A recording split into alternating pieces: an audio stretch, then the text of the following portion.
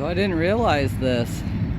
They're changing the whole name of this park. It's no longer going to be the Vento Nature Sanctuary. It's going to be literally called Wakan Tipi, after the cave.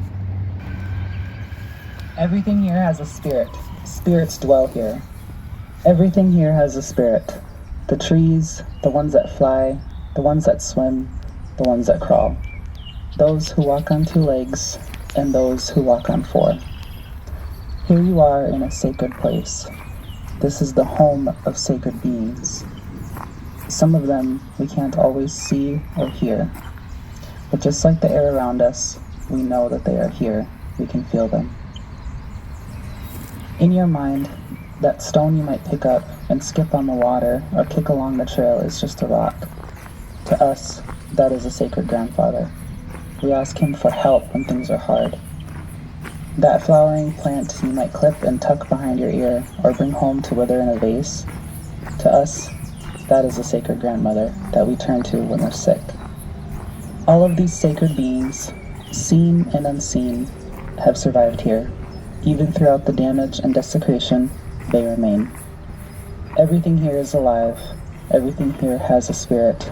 There are sacred beings who live here at Wakan Tipi. The muskrat's role in creation. When Kushi Maka, Grandmother Earth, was just a rock, she was chosen to hold life. The moon, the planets, the stars, and the sun agreed to help her with the task she had been given. Before the earth was made, there was water everywhere. No land was to be seen. The Creator then made the animals that have fur and those that swim in the water. This was the beginning of everything. While the world was still covered in water, the Unkehi, a powerful water being, sent some of the animals down into the water to find some clay. Many animals tried. The loon, the otter, and the beaver all tried, but were unsuccessful and died in the effort. The muskrat took his turn and dove into the water, and after a long time surfaced, barely alive, but with a paw full of clay. From this small amount, land was made and placed on the turtle's back.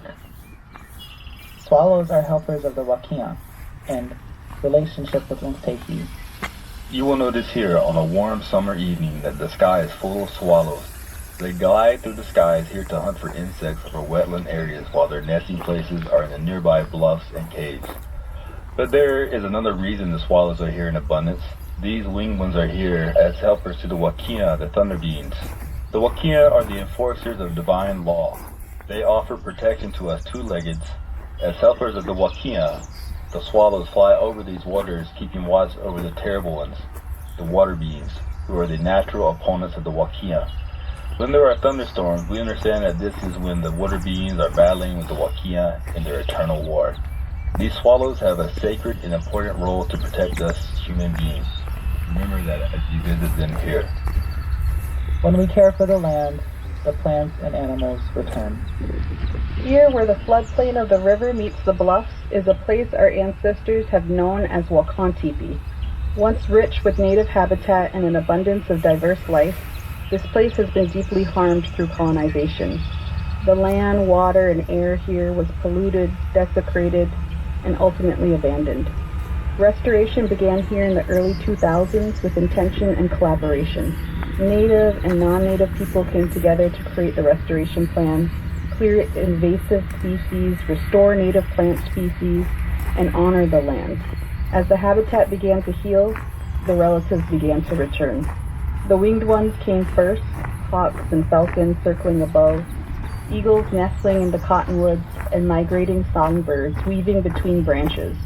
Then came the four-legged, deer stepping softly through tall prairie grasses, foxes trotting through the bluff woodlands.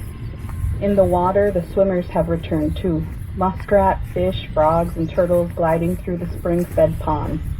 While Wakan Tipi is not fully restored, there is so much more healing that needs to be done.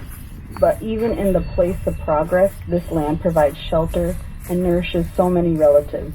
It provides a place of belonging to all those who have come here with respect, humans and more than humans alike. As you visit here, remember this place is still a place of deep healing, and she needs us all to help her on that journey.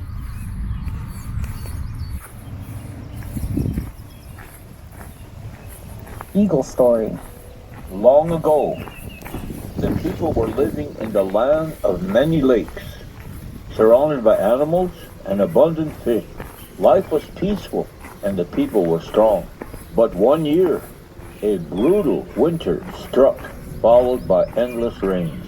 The lakes and rivers swelled, forcing the people to flee. The floodwaters rose higher, bringing sickness and death. A young woman, the last of her people, clung to a rock, alone and grieving. One day, a great eagle appeared. Seeing her despair, he brought her food and firewood, offering his friendship. Over time, she grew stronger, yet her loneliness remained. She longed for others of her kind, but none were left. The eagle, troubled by her sorrow, sought guidance from the Great Spirit. He was told that to help her, he must sacrifice his life as an eagle and become a two-legged. After deep contemplation, he made his choice. One day, as the woman gathered firewood, she heard a familiar voice. A tall, handsome man stood before her. His deep brown eyes were those of her beloved eagle. He had returned as a two-legged, so she would not be alone. Together they built a lodge, and in time they became mother and father to a new people.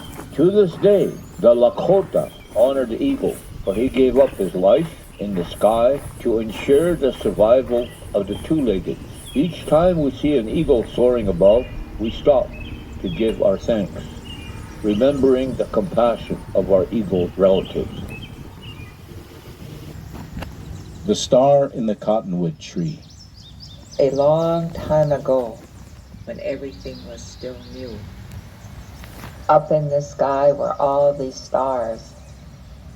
Amongst them was this little star who was very interested, curious about everything. One day it came near this village. There was a sound coming from this village that was so beautiful and so wonderful. The little star could not believe it.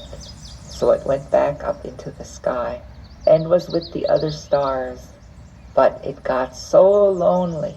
It went back to the stars again and said, I am so lonesome and I feel so bad. I want to go and stay near that village forever to hear that sound. The stars said, you cannot do that because those are people.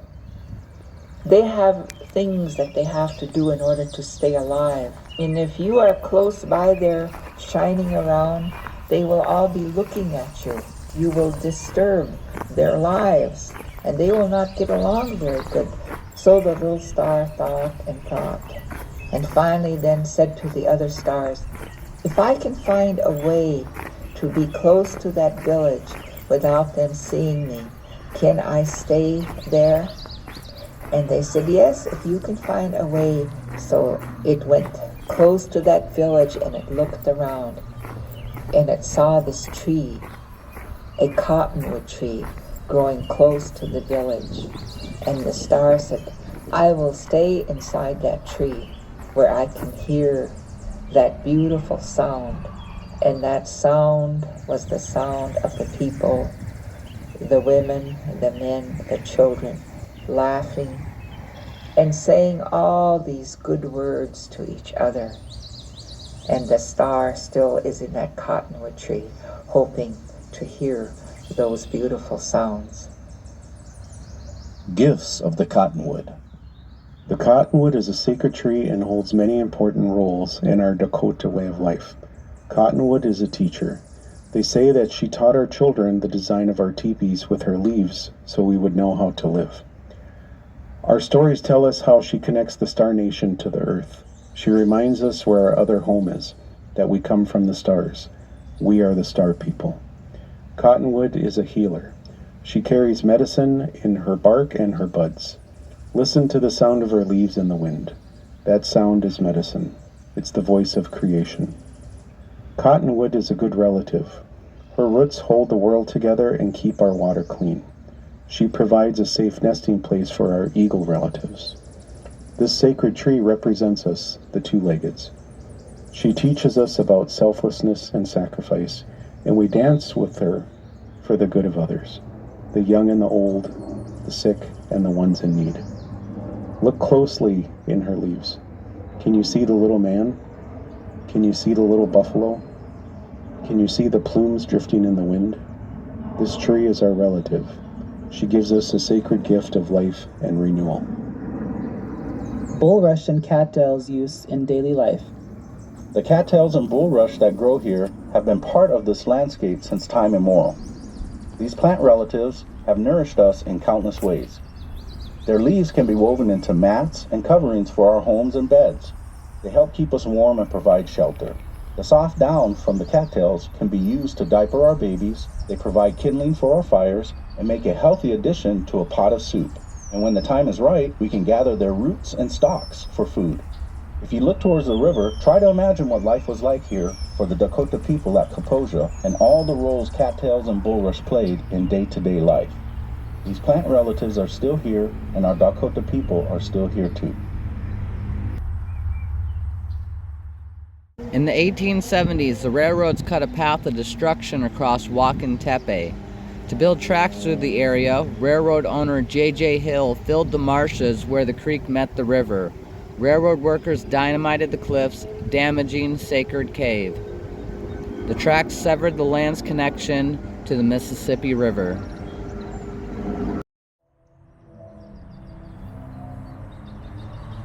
I don't know how to say that first word, but whatever Tepe native bee lodges.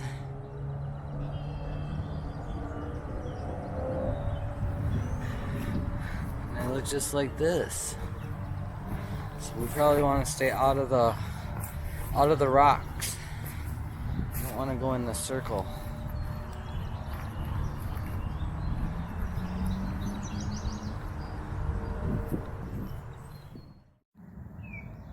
Wakan. White cliffs hold sacred caves.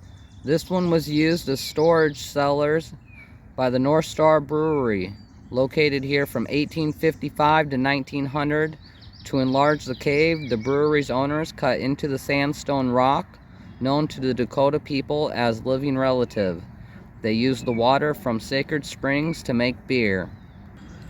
The North Star Brewery and railroads occupied this site in the late 1800s. The brewery burned down in 1900.